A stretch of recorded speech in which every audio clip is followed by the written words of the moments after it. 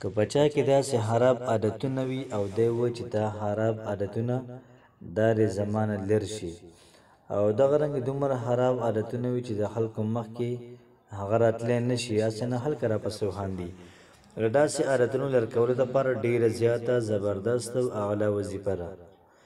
بسم الله الرحمن الرحیم. السلام علیکم ورحمت الله وبرکاته. امید در بکوم چې تاسو ټول په ټیک ټاک کې الله پاک هم خوشاله آباد ساته.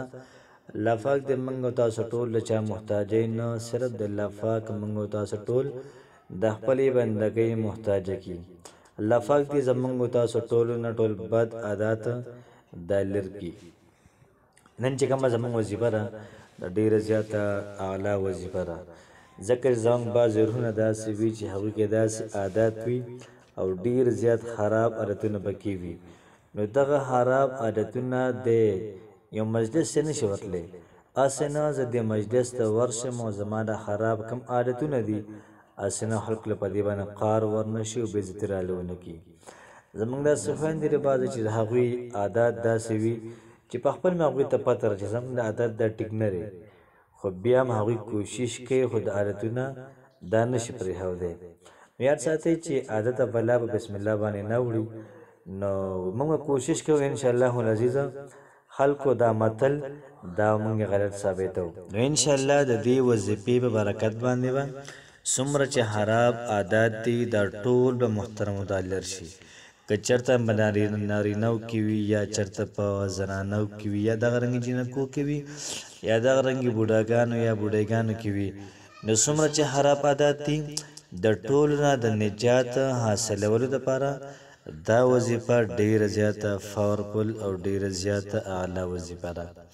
راځئ چې زه وظیفې طرف ته نو وظیفه به روزانه به 93 پیرې روزانه به 93 پیرې 93 دغه پیرې به یا حمید وایو څه شی یا حمیدو یا حمیدو یا حمیدو تر د 45 ورځې پورې 45 ورځې پورې به دا وظیفه کوو انشاءالله العزیز.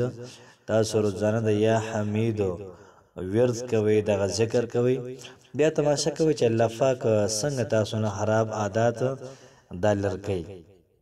یا دغه رنګه ستاسو ښځه وي هغې کې داسې خراب عادتونه وي چې دا خراب عادتونه ستاسو نه وي خوښه نو چې کله تاسو ورشئ د ښځې خواله هلته به کښېنئ او الولیو دا به 501 پیرې ووایي انشاءالله العزیز. په دغه د ښځه دم کوي چې څومره خراب عادات دي دا ټوله پکې وی نه وي او دغه رنګه ښکلي ښکلي عادتونه دا پکې الله پاک راولي. داسې عادات چې کوم عادتونه دا ستاسو خوښ وي.